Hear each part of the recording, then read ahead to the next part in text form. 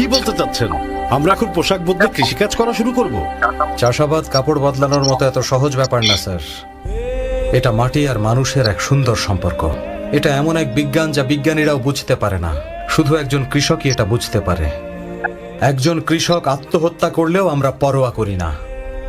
এটা দৈনিক পত্রিকার একটা মামুলি খবরে পরিণত হয়েছে। একজন কৃষকের মৃত্যুতে যে কি পরিমাণ ক্ষতি হয় সেটা আমরা বুঝতেও পারি না।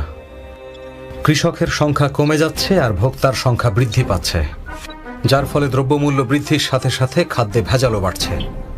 আর এভাবে যদি চলতে থাকে তাহলে আপনার ভবিষ্যৎ প্রজন্মের হাসপাতালের খরচটাও জুটবে না।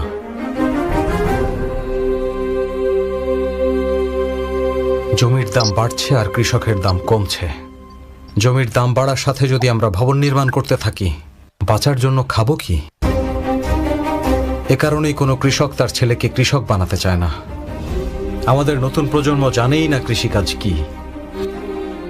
ভবিষ্যৎ প্রজন্ম কৃষিকাজ দেখতে পাবে শুধু ইতিহাসের বইয়ের পাতায়। কৃষকেরা এক সময় সাহস নিয়ে বেঁচে থাকত, কিন্তু এখন তারা ভয় নিয়ে বেঁচে থাকছে। সে ফসল ফলাতে ভয় পায় পানির আশঙ্কায়। যদি পানি থাকে ফসল ঘরে তুলতে ভয় পায়, আর যদি ঘরে তোলে তাহলে রক্ষা করতে ভয় পায়। সেই একই ভয় নিয়ে সে নিজের ফসল মহাজনের কাছে নামমাত্র মূল্যে বিক্রি করে দিচ্ছে, কিন্তু মহাজনরা 10 গুণ দামে বিক্রি করছে, যার ফলে যে খাদ্য উৎপাদন করছে তার ক্ষতি হচ্ছে। খাদ্যের ভোক্তা সেটা কিন্তু আমরা সবাই। আমরাও ক্ষতির সম্মুখীন হচ্ছি। আপনারা জানেন কেন এসব হচ্ছে? কারণ আমরা কৃষকদের সাথে সম্পর্ক ছাড়া বেঁচে আছি। আপনি সরকারের কাছে এসব প্রশ্ন তুলছেন? না, আমাদের সবার কাছে। সরকার আসলে কারা? আমরা না? কৃষকের সুরক্ষার দায়িত্ব শুধুমাত্র সরকারের একার না, পৃথিবীতে বসবাসকারী সকলের, আমি সহ। এই কারণে সেই কৃষকদের সুরক্ষার জন্য আমি আমার উপার্জনের 90% কৃষকদের জন্য দান করে দিচ্ছি।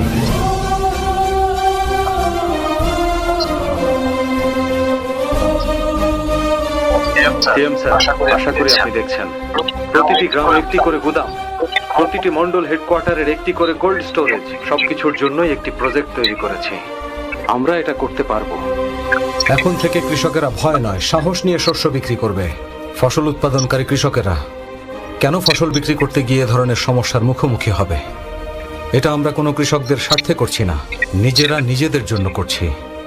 আমি কৃষকদের প্রতি করুণা থেকে এসব করছি না, সম্মান থেকে করছি। কৃষকদের আমাদের করুণার দরকার নেই, তাদের প্রয়োজন সম্মান, আর আমরা তাদের সে সম্মান দিতে বাধ্য।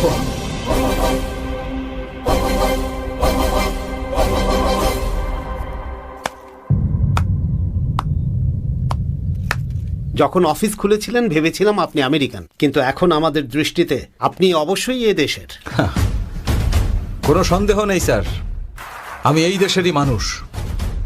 আমিও আপনাদের মতোই এই দেশে জন্মগ্রহণ করেছি আর বড় হয়েছি লোকাল।